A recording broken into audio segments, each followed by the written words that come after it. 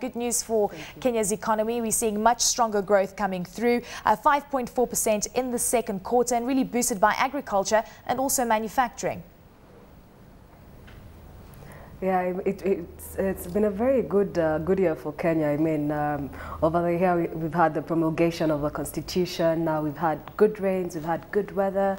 We've also had good commodity prices all around that have been able to support the agricultural sector. There's also been a boom in the construction sector with expansive infrastructure spent by the government, and also extended loans to the private sector for construction of housing for the emerging middle class, and think this have definitely been boosters to the economy. I don't know if you look at this and sort of try and use the proxy of the 5.4% second quarter growth and look at what's happening on the stock exchange.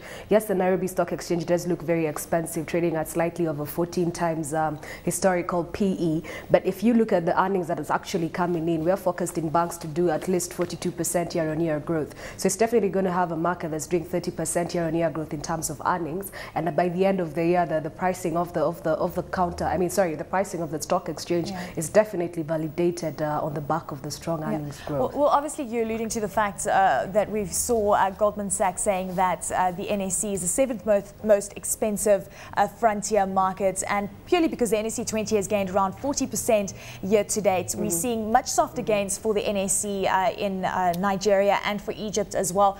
You're saying that earnings are starting to justify the gains. Do you think we could still see some more gains coming through, or do you think that if foreign investors start seeing the NSE as slightly more expensive than other frontier markets, could we see a slight sell-off? Two things. Firstly, the third quarter has just come to a close yesterday. So what was currently driving the market in terms of the upsurge in pricing was local institutions that were ramping up prices in preparation for reporting season, which starts end of this week and up to next week. So we'll probably have a very slow trading week next week.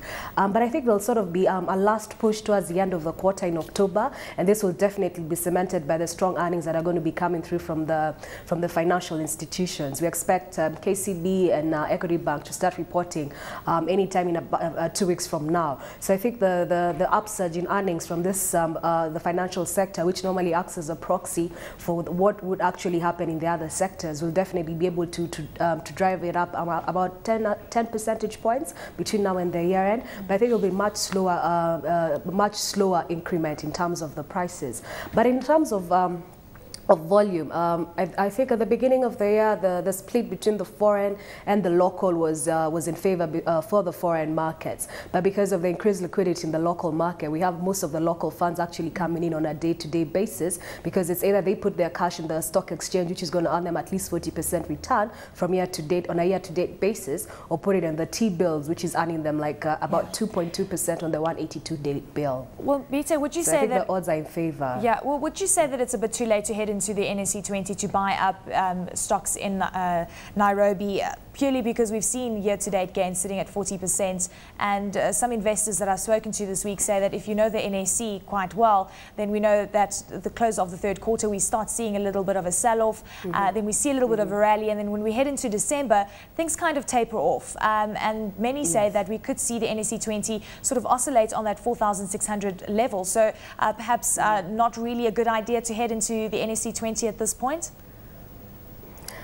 It depends on what position you're taking. If you're going long, then you may begin to start seeing value in another week or so and start looking at counters like KCB, which is undervalued in terms of its multiples, the multiples that it's trading at on the market.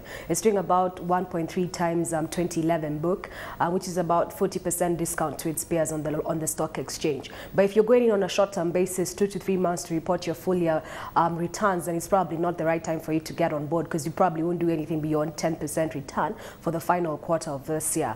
But I think the thing is, there are still opportunities on the Nairobi Stock Exchange this year. If we do anything at between 4.8 to 5.2% year-on-year growth, if we're able to sustain that up until next year, then what we could actually see is increased liquidity driving the prices on the stock exchange, and you may actually pass out on opportunities at this point in time, thinking that you could get a discount, but this discount won't be justified because of the increased liquidity that's actually on the local market. And Mbithe, just looking at some of your stock picks, given the fact that we had a better than expected earnings earnings number out yesterday. We know that there perhaps will be a drought down the line. We know manufacturing is doing far better. Which sectors are you looking at right now?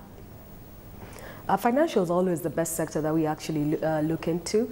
We are actually sellers of the KCB stock. We're pricing it at 18.6 shillings. But we think it actually provides opportunity for people who are going long and looking into the Kenyan market based on its regional footprint, based on its distribution network, and more based on the fact that it's trading at 1.3 times book for 2011 earnings compared to banks like Equity Bank that are doing about 3.5 times book. So I think for anybody who's actually going long on this counter, it will be something to look at. And what's been happening on the counter is supply has sort of been getting out of the market. So there's demand is sort of coming into the market. And in as much as you're looking at the fundamentals on the technical bit, you may pass out on an opportunity that you can actually get in on now and actually hold it for 1 to 2 years' time. On the industrial stocks, there's been a bit of a run on Athi River mining, on East African breweries, and we continue to be holders of this stock, but we'll be keenly looking at Mumia's Sugar. They just took out a loan of 1.6 billion Kenya shillings, a syndicated loan with EcoBank playing the lead on this loan, and they'll be raising 2 billion from the internal sources to ramp up their ethanol production plant. And I think with Kenya moving into a period where fuel prices are very expensive, it definitely does provide for them additional revenue, and it's something that you'd want to look into. Mbithe, unfortunately, we have to leave it there. Thank you so much for those insights. I hope you have a fantastic weekend.